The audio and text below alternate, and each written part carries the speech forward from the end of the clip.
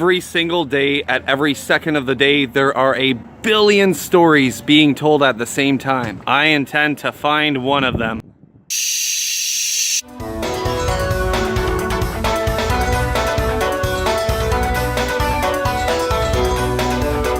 Household debt continues to remain an issue in today's society, and that's been prevalent for a long time. Back in the 80s when credit cards came out, we already had enough to worry about. But now, almost at every corner here in Hamilton, there's some sort of business or agency offering to loan you money and some sort of get-rich-quick scheme that inevitably gets you poorer. So today, I'm going to check out how many money marts and get-rich-quick scheme businesses there are located around Hamilton and literally located around every block. And we're gonna see if there's any way to stop this problem.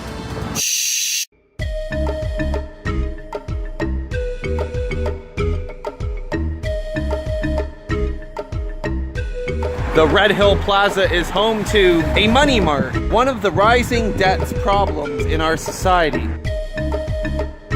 Culprit number one is the Red Hill Plaza Money Mart, where your first $200 cash advance is free.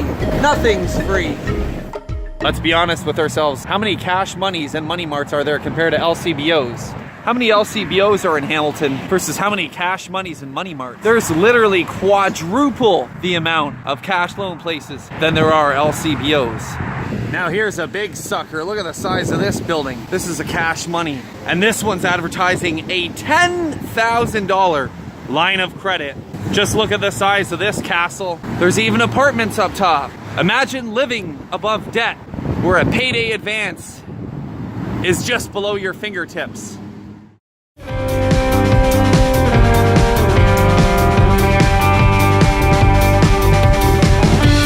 We passed 2 LCBOs and 1 beer store, and how many cash monies? The number is staggering.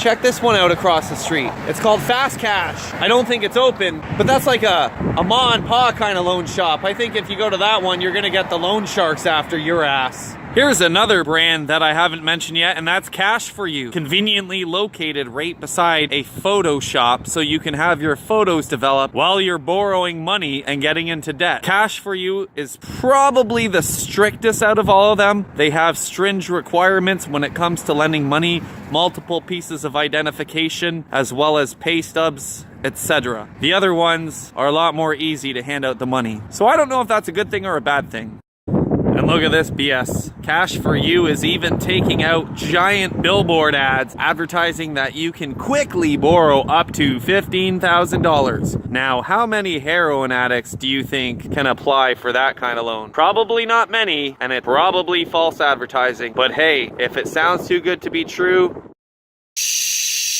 And here's a local money mart on Queenston Road, just minding its own business, sitting there doing nothing, supposedly, except giving people an opportunity to destroy their lives. Well, what do we have here? Yet another Cash For You. But is there really cash for you? Look at what they advertise, people. Cash up to $15,000 in minutes. Like, wow, too good to be true. But how many people fell for this scheme? And what happens if you get $15,000 in minutes? Like, you probably owe a lot more money than $15,000. The best advice is, don't ever take cash from someone that tells you it's cash for you, because it's probably cash for them.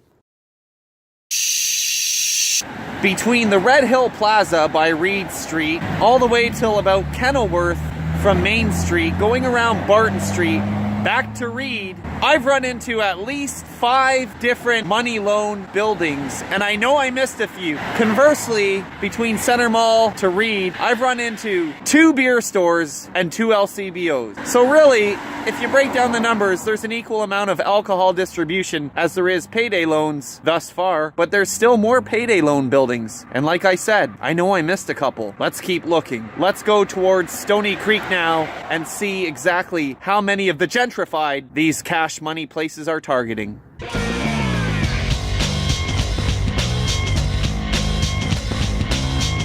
Chalk one more for the good guys.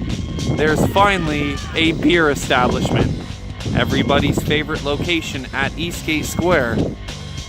As we can see, there's another LCBO right behind the beer store. So it's a little promising that I can spend my debt on alcohol, right? Is that how we're supposed to look at it? Let's do the tally. On Queenston Road, there are 3 loan establishments and 2 liquor establishments. 1 beer store and 1 LCBO. How's that for fair? Furthering the investigation here in Stony Creek now, we can see there is yet another liquor establishment, which is a beer establishment. The beer store reopened and reinvigorated in the last couple years here on Highway 8. Things are starting to look a little more promising. The gentrified in Stony Creek have more liquor to look forward to. Going further towards Stony Creek, we can see there are a few more liquor stores. Wine, spirits, and beer here on Highway 8. It's a little more promising that we see less debt establishments and more liquor establishments, if you ask me. One thing I'm discovering is that for every loan establishment place, there is half a liquor store. So if there's 2 loan establishment places on your street, there's probably 1 liquor store or beer store. So if there's 4 loan establishments, there's 2 beer stores. If there's 6, there's 3. It's literally double or nothing when it comes to these guys. And I remember being a kid and there was like maybe 1 or 2 beer stores, maybe 1 or 2 LCBOs, and no loan establishments. What the heck happened in the last 20 years, man?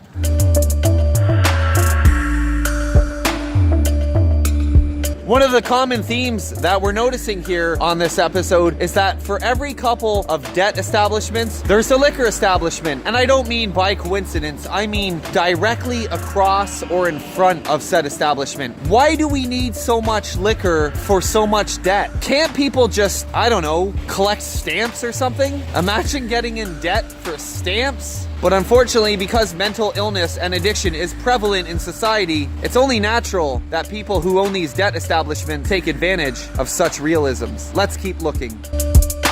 Perhaps I spoke too soon because after seeing 2 liquor establishments, here is a loan establishment directly across the street. So you can go get your liquor after you got your cash borrowed. And lo and behold, what do we see beside the loan establishment? No, not a rub and tug, which is now the second one I featured on my show, but rather an accounting and tax establishment. So you can go cash your paycheck or get a loan, and then you can do your taxes. Isn't that just so bloody convenient? Yes, even in Stony Creek, the rich can feel poor, and the sting just keeps on pinching when one is in debt.